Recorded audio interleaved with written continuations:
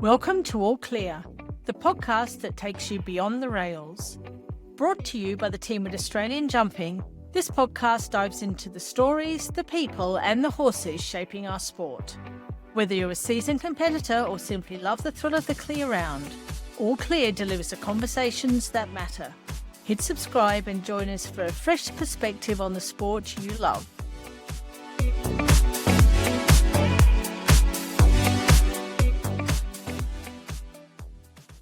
Tess McInerney has grown up surrounded by horses and has become one of Australia's most admired and resilient riders. Coming from a family deeply rooted in the sport, Tess has faced her share of challenges, but through it all, her determination, her friends and her family's support, her connection with her horses have remained unwavered. And I'm really pleased to have Tess on the podcast. Welcome, Tess. Yeah, thanks, Jo. Thanks for having me. It's really exciting. So Tess, let's start at the very beginning. Can you tell us a little bit about your family's history in the sport? Your parents, Lulu and Marty, they've been involved in the sport for a long time. Can you talk us through that a little bit? Yeah, both my parents are deeply involved in the sport and have been for a long time. My mum's actually a Coogee girl, but she fell in love with horses from a really young age. So I guess I always was going to be doomed for me to be involved with horses. And I'm so grateful that I have been given that path and I'm really lucky. But yeah, both my parents are super involved with myself and with the horses, and they both grew up with horses. My mum's family wasn't horsey, nor was my dad. So they kind of just started on their own. And I guess they just fell in love with it and have continued to grow with the sport and all that kind of stuff. Were they both into the show jumping right from the beginning? Yeah, both into show jumping. Mum was at Centennial Park and had a little riding school in there and worked in there, and then came out to the Hills district. And my dad was a Hills boy, and he actually went to a high school that they were allowed horses. And he always used to tell me all the stories of them at lunchtime playing with their horses, and they weren't allowed to ride them, and they'd go off and do all that kind of stuff. And I always thought that was pretty cool. But yeah, they didn't come from horsey families, but both just loved it, so it stuck. Did they introduce you to horses right from the very beginning? Yeah, right from the start, I had a little black Shetland pony called Boj, and I absolutely loved the sound of the click clop on the road. So I would make them lead me up and down the road from as long as I can remember, and then I'd have someone else lead me around the veranda, and I'd wear a little pink helmet and get on any time that I could. So yeah, I mean, I had horses before I could walk, so I don't know anything else. Was jumping just a natural progression, or did you try different disciplines? I think because both my parents were into jumping, I kind of just fell into it a little bit. I did do a little bit of dressage and I did like that, but it was always jumping that I went back to. I was never interested in eventing. That kind of scared me. So no, but yeah, it was always jumping, and my parents bought me my first jumping pony and Peaches, and we would go. I always wanted to go to Pony Club, but it fell on the same day as Sydney Jump Club. So I wasn't allowed to go to Pony Club. We had to go to Sydney Jump Club. And I was all the jumps, I was a little bit nervous, and my pony was a bit strong. She was in a Pelham, and so I would only just trot to all the jumps, and Mum would be like, yeah, good work. And I'd be like, I just want to go to Pony Club and play around. She was like, no, get in the ring and trot around. We used to go to Jump Club like every second Sunday, and then there was the St Ives show as well, and we do like Camden and stuff like that. And my parents traveled Australia, so I don't remember it so much, but apparently I was in the truck all the time and going around, and they traveled Australia with the horses, and I was there too. What level did your parents compete at? My mum did like mini pre-level and stuff like that, and my dad, I'm not exactly sure at what height that he competed at, but I know that he was more into like the horse training. But mum trained with George Sanner, and she loved it, and she had a few really good horses, and my dad was really into selling all the really good ones. So she always tells me when she had a nice one, my dad would make her sell it, and yeah, it was a little bit of a heartbreaking one for her, but he's always one that's like, yeah, let's sell them, let's sell them. So I think at the end when they were good enough, unlucky for Mum, but she had to sell all the good ones. Yeah, that's not very fair, is it?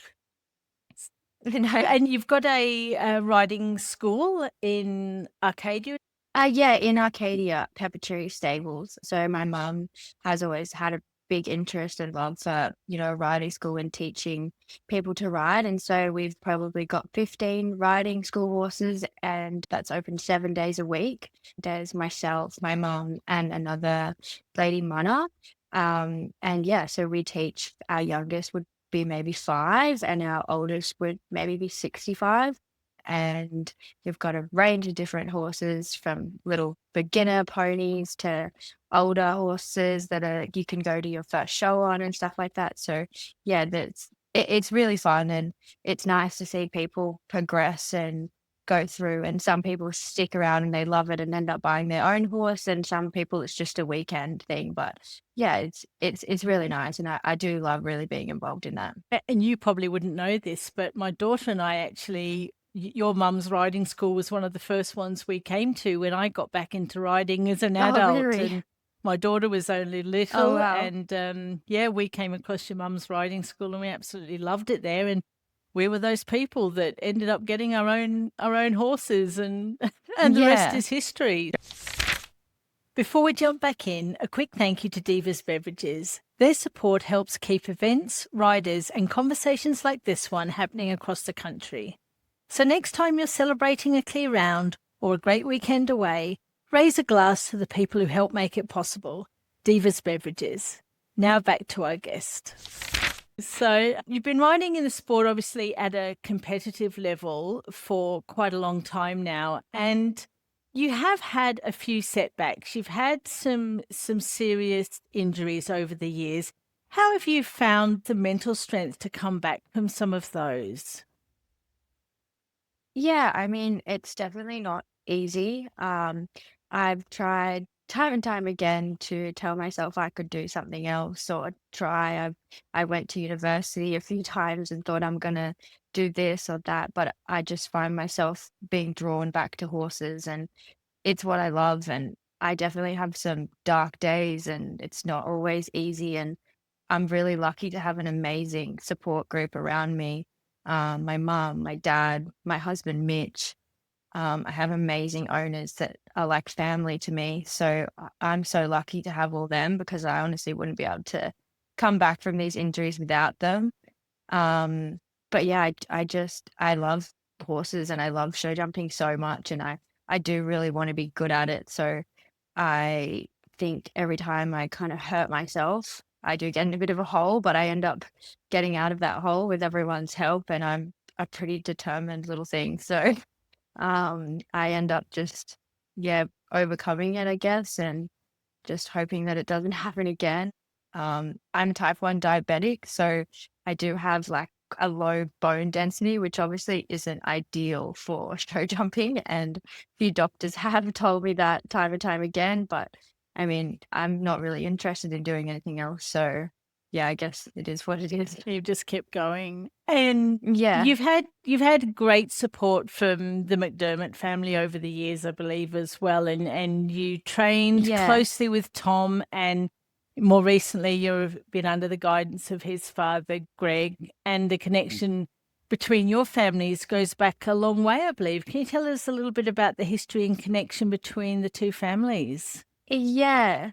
So our parents have been friends for a really long time, and they used to show jump together and go around Australia. So they've been great friends of my family's, and Tom and Greg have been amazing at, building my confidence back up when it's downright low, and, helping me get through all these times. But yeah, I think because our families have been so close, it's never really been, an option of like, "Oh, Tess isn't gonna come back and do it. She's gonna come back when she's ready and she's mended." We've never even really had a conversation of me not. So, yeah, they've been amazing in shaping me and, making me into the writer that I am. And, like, their support is, like, means the world to me. So, yeah, I'm very lucky to have them in my corner.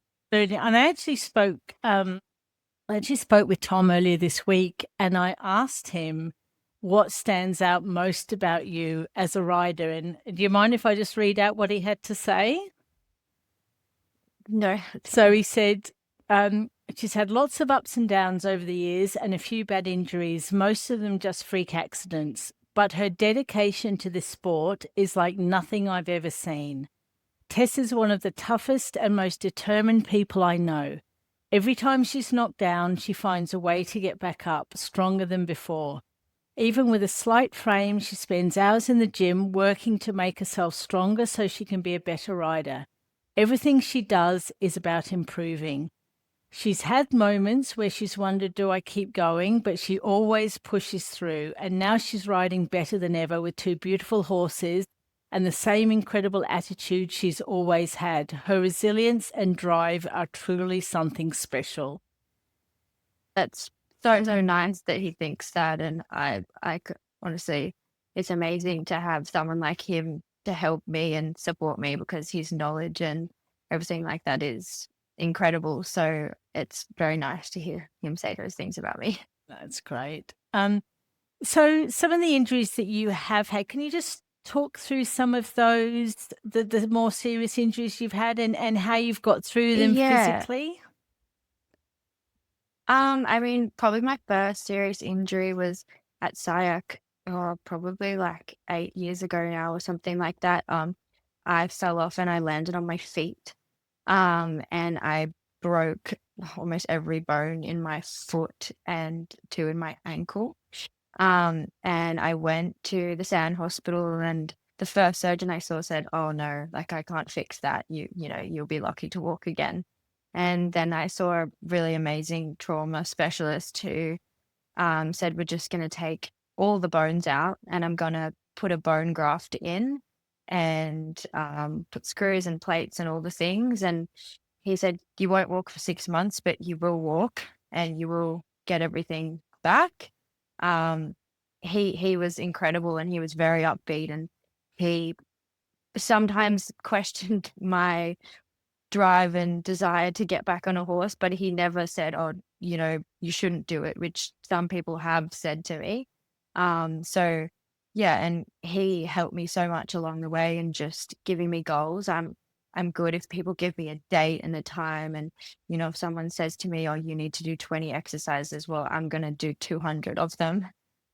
So I always want to get to the next appointment and show that I can hop on that one leg, or I can walk without my crutches. So normally I'm a little bit before the date, and whenever they say, "Oh, it's 6 months," I tell myself in my head, "Oh, I hope I can do it in 5 months," or something like that. But yeah, he was amazing, and I have really good physios, which I've got to know really well. Probably not in the best of circumstances, but they're amazing, and they one didn't know a whole lot about horse riding, and now he seems to know a heap because of me, and brings in different little things that we can try and test. But I think I am very determined, and I don't really like being told what I can't do or I shouldn't do. So it kind of makes me want to do it a little bit more. And yeah, then I've had a few other serious injuries as well. The most recent one, a horse fell on me about a year ago now, and I shattered my ankle, which was 6 months before my wedding. And they told me in the hospital, they were like, "Oh no, like you won't be walking down the aisle." And I was like, "Oh God, Mitch is gonna kill me." And then yeah, again, I saw a really amazing surgeon who, you know, put a plate and screws, and of course I couldn't just break it normally. I have to completely shatter everything every time I do it. And yeah, I was it was about like 3 weeks of my wedding, and I had one crutch, and I was like, "I'm gonna get off this one crutch even if I'm wearing sandals." But it was my physio was amazing and helped me, and I managed to walk down the aisle and do all that kind of stuff. So yeah, I mean, all the medical teams and everything like that, they're just incredible. So it's I'm so lucky to have all them, and yeah, just again, all my support. Like I couldn't do without them. My husband that sleeps in the chair every time I get injured at the hospital. So yeah, no, I'm very lucky. You are lucky to have that support network, but your resilience in just being able to push through and keep going, and it also must be hard just being away from the sport and being able to ride. And, for people who do ride, they know that it's part of life. It's part of what you love every day. And that must have been hard, for months and months that you just couldn't ride. Yeah, I mean, like, it's my livelihood. It was really tough. It's a bit of an emotional roller coaster, and I just push myself every day to say, like, get up, get out of bed, do your exercises, do something, go watch someone ride my horse. Like, I have a really amazing girl, Mana, at home, who's my right-hand man, and she rides them, and I do get joy out of watching other people ride them, but it's definitely tough. And sometimes you feel a bit detached, like, oh, I could never see myself on that horse because you feel so broken, like walking around in crutches. But as time goes by and you heal, I start to visualize myself riding again, and then I get that drive to want to do it. But yeah, it's definitely tough, and I do have low lows and high highs, but I think I do I have a good headspace most of the time, so I think that helps me, and I just I love the horses. So as soon as I'm back up and I'm moving around, it's really the first thing I want to do. I have to slow myself down and tell myself I need to, walk, run, then ride. Do you feel nervous when you get back on after you've had a really big fall? I'm definitely tentative, and there's particular horses that I want to get on first, the ones that I feel really safe on. But I definitely do, and I think especially in those longer ones where it's 6 months or more, I do feel a bit weak, and yeah, I definitely do get nervous. I'm really lucky to have some amazing older horses that are such big confidence boosters that I know are going to look after me. So when I get on them, they give me so much confidence, and I'm so lucky and grateful to have them. So they are as much of a help to getting my confidence back as anything else, really. Yeah. And you mentioned your parents obviously a few times, and they've supported you right from the start. And that must mean a lot to you, that support. Now that you're an adult and you're competing at the top level, but they're at the shows watching you and cheering you along, that must mean a lot to you as well. Yeah, they're my biggest cheerleaders. Like, my mum is there at every single show. I would feel lost without her. And dad's always, if he's not there, he wants the video straight away. And they're amazing. They are so supportive, and like they're the first ones that are like, okay, like, what's the plan? When can you get back on? And at the same token, though, if I told them I didn't want to do it, they'd also support that. So they don't push me in any direction. It's what I want to do, but they're supporting me, and they're there through every step of the way, whether it's at a show, training at home, or going to Fernhill, or whatever it is, they're always there. And you also mentioned that you are recently married. So obviously, congratulations on Yeah. that. And it sounds Thank like your you. husband is incredibly supportive as well. Has being married changed your perspective or your focus in any way, do you think?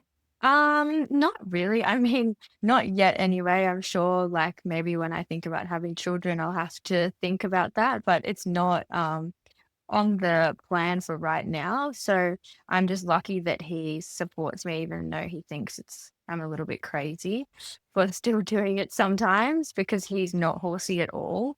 So but he understands it's what I love, and he knows that even when I tell him like, "Oh, maybe I should go do this," he's like, "I don't even know why you're bothering. Like, you're gonna go back to horse riding." So he really gets it, and he's been around for a really long time, so he knows me back to front. So yeah, I'm just so grateful to have him, and he's so supportive, and he's there at the shows, and even though he's a little bit away from the horses, he's always there sitting and watching. That's fantastic.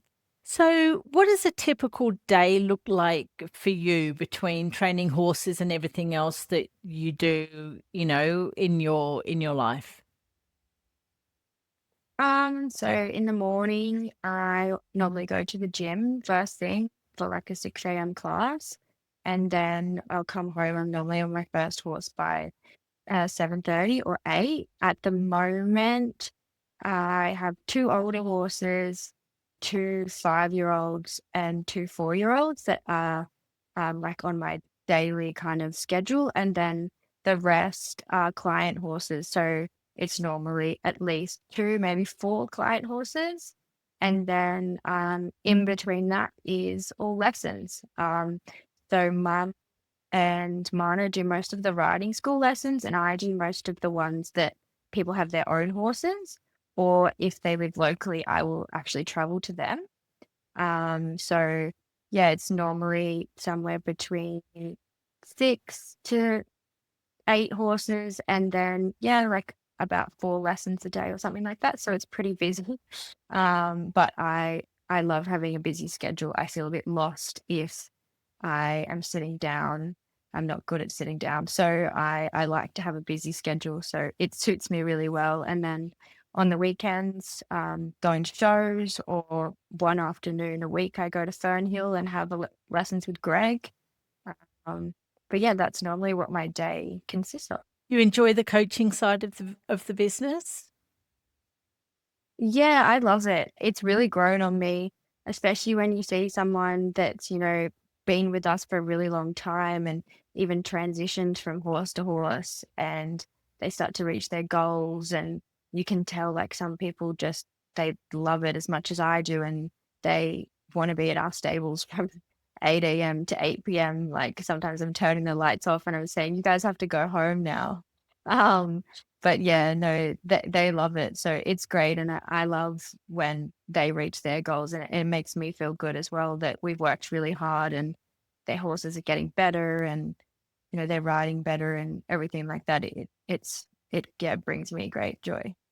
Looking back on your journey so far in the sport, what would you say the biggest lessons that this sport has taught you? To be very patient. I think when I was younger, I wanted stuff to happen really fast, and I wanted to do this and do that. And I think I'm a lot more patient now.